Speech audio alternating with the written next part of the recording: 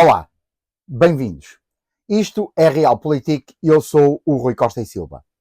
Foi sem grande mediatismo e sem grande atenção que a notícia, avançada pela agência noticiosa russa Sputnik, de que São Tomé e Príncipe tinha assinado um tratado de cooperação militar com a Federação Russa, foi recebida pela opinião pública ocidental.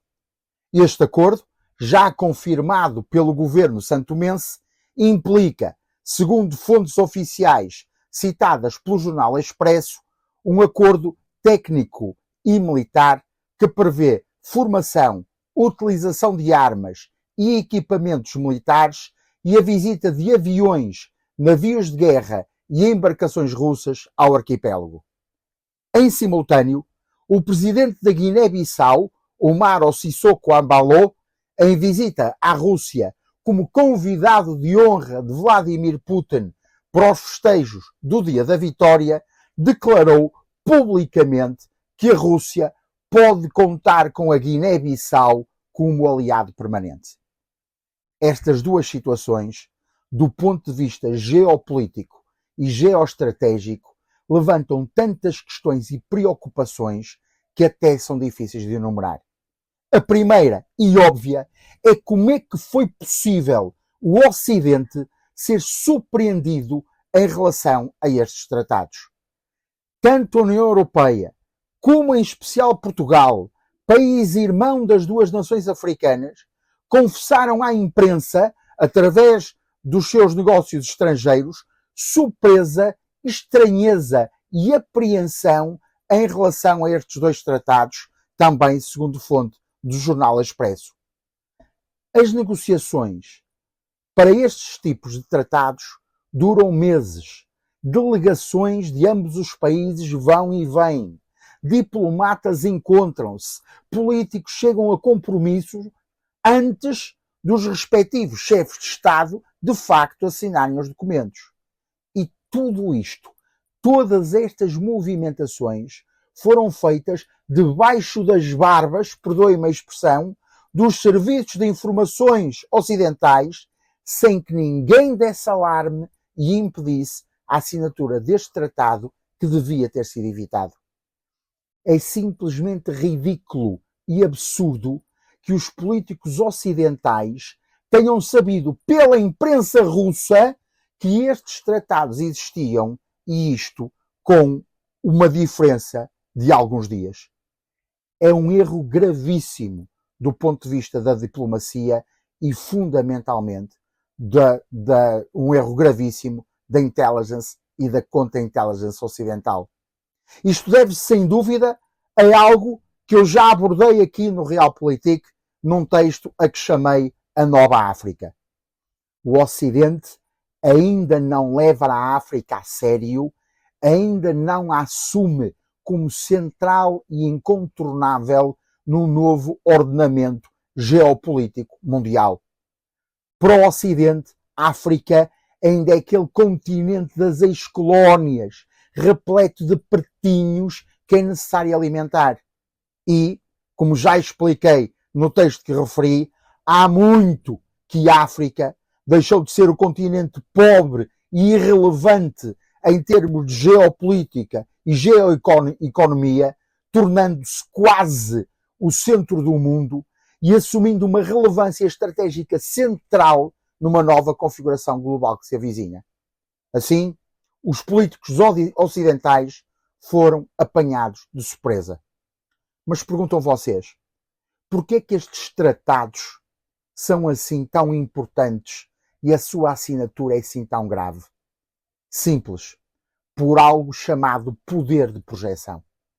Poder de projeção define-se, de um modo muito simplista, por uma posição geográfica privilegiada e estratégica que serve de ponto de apoio para lançar meios militares com raio de ação limitada, como tudo, em determinada área ou zona territorial, conferindo assim supremacia ou, no mínimo, poder de influência nessa mesma área. Ora, todos sabemos que as ligações entre o Indo-Pacífico com o Hemisfério Norte, com o Atlântico, se fazem por duas rotas possíveis, excluindo a rota do Pacífico, completamente impensável devido à enorme distância. São essas duas rotas possíveis, a rota do Suez e a rota do Cabo. Estas rotas permitem que todos os produtos produzidos no Oriente, nomeadamente na China, na Índia, na Coreia, no Japão, para além dos grandes manufatores do setor secundário, como Singapura, Sri Lanka, Bangladesh, etc., façam chegar os seus produtos aos mercados europeus e norte-americanos altamente dependentes desses fornecimentos. Também dessas duas rotas dependem todas as exportações do Ocidente para os mercados asiáticos, cada vez mais atraentes e cada vez mais lucrativos. A acrescentar a tudo isto, estas rotas são necessárias para fazer chegar à Europa o petróleo que tanto precisamos, porque a sua esmagadora maioria vem do Golfo Pérsico. E, atualmente, nem as produções norte-americanas, muito longe e quase absorvidas totalmente pelo consumo interno, como a produção russa, inviabilizada pelos embargos impostos devido ao conflito com a Ucrânia, nos podem livrar dessa dependência do petróleo do Golfo Pérsico. Ora, todos sabemos, e já aqui referimos várias vezes, que a rota do Suez, muito mais curta, logo muito mais rápida, que vai pelo Golfo de Aden e entra no Mar Vermelho e depois entra no Canal do Suez, passando ali na entrada do Golfo de Aden pelo chamado Corno de África, todos sabemos que essa rota está há meses seriamente comprometida pela ação dos Houthis do Iémen, apoiados por Irão, assim como a rota do Golfo Pérsico, tornando estes dois corredores marítimos completamente impraticáveis. Ora, restava então a rota do Cabo, que vem à volta, passa pelo sul da África do Sul, pelo Cabo da Boa Esperança e depois entra no Atlântico, que embora muito mais demorada e muito mais cara, era a possível. Por isso, este tratado é tão grave, porque entrega o controle da rota do Cabo à Rússia, dando-lhe possibilidade de literalmente interditar o Golfo da Guiné, além de lhe dar o poder de projeção em quase todo o Atlântico Sul. Para além da área enorme que corresponde às áreas territoriais santomenses, há ainda a área em que as forças russas, desde esse ponto, podem operar as suas forças militares e condicionar o tráfego marítimo em águas internacionais. Desta forma, a trindade de China, Rússia e Irão ficam no controle das principais rotas marítimas mundiais, ficando a salvo e, neste momento, somente a rota do Panamá. O domínio dos mares, por onde são transportadas 90% das mercadorias mundiais, está assim quase completamente nas mãos da Trindade, dando ainda hipóteses, através de Santo Tomé e do controle do Golfo da Guiné, que a Rússia projete a sua armada e a sua força aérea por todo o Atlântico Sul, interferindo, por exemplo, com todas as exportações da América do Sul para o Hemisfério Norte. Ora, o Ocidente é dependente do setor secundário asiático, mas também do setor primário sul-americano.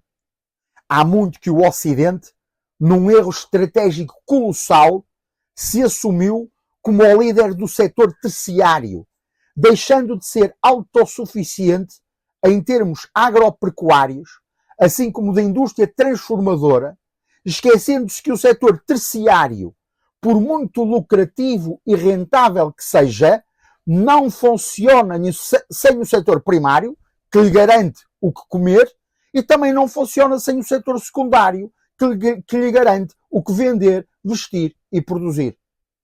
Desta forma, com este tratado, a Rússia, juntamente com o Irão e totalmente apoiados pela China, que ainda tem as questões por resolver no Mar da China, conseguem fazer uma tenaz ao Ocidente, deixando-o completamente à mercê das vontades e desígnios de Moscovo, Teherão e Pequim.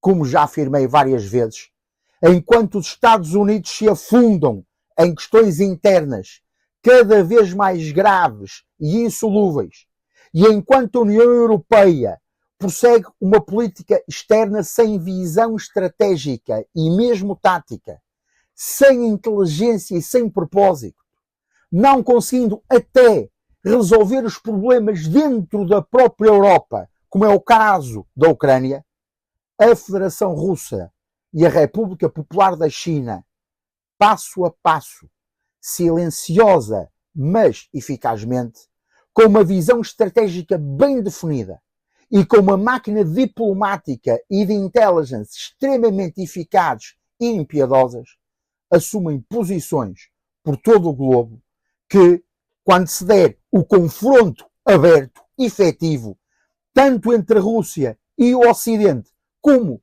principalmente, entre a China e o Ocidente, serão decisivas no desfecho deste confronto.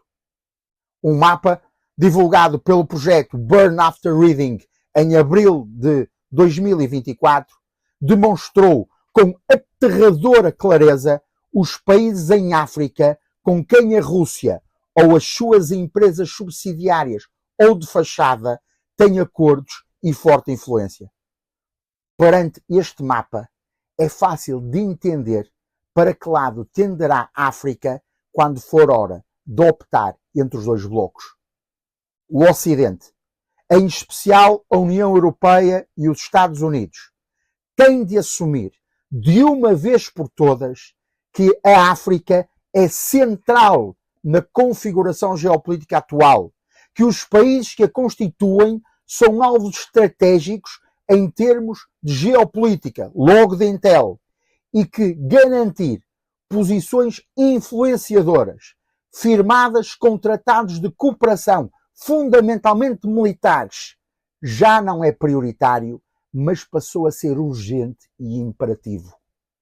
Só como exemplo, avanço com o arquipélago de Cabo Verde, que se cair sob influência ou russa ou chinesa, garante, pelo seu posicionamento geográfico, o total domínio de quase todas as rotas do Atlântico.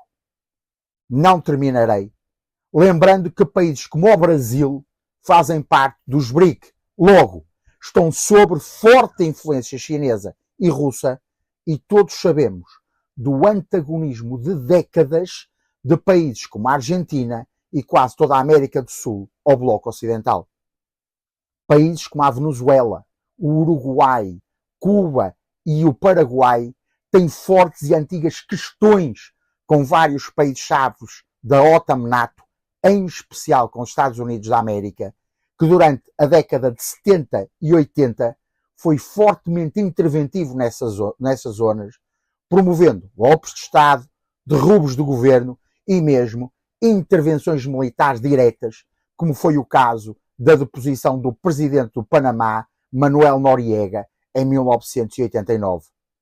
São todos países de forte influência de esquerda que muito mais facilmente alinharão ao lado da China do que dos Estados Unidos, comprometendo não só o fornecimento de produtos, como a rota do Panamá, que faz a ligação entre o Pacífico e o Atlântico.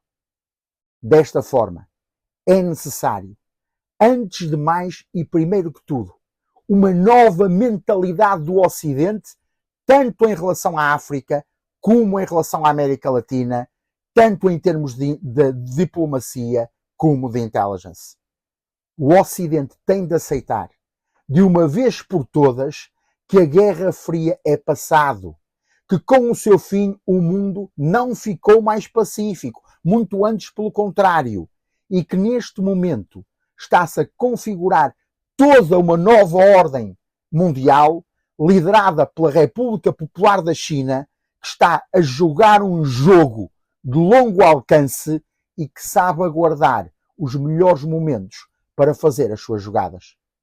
Esta situação pode ser comparada a uma prova de atletismo, em que o Ocidente está a correr uma prova de 400 metros e a China e a Rússia estão a correr uma maratona. O Ocidente até pode obter algumas vitórias esporádicas, momentâneas e mais imediatistas. Mas quem levará a medalha no final disto tudo serão sempre os corredores de fundo. Precisamos de estratégia, de inteligência e astúcia na política, na diplomacia e na defesa dos países ocidentais. Porque sem isso, o nosso destino está a ser entregue de mão beijada e em bandeja de prata ao bloco oriental, dominado por países ditatoriais, despóticos e com regimes absolutistas e ditatoriais.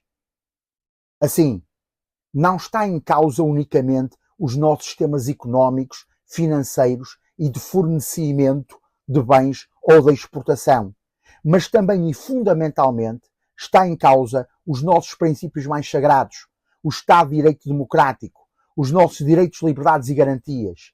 Em suma, a nossa liberdade. E a nossa liberdade tem que ser defendida a todo custo.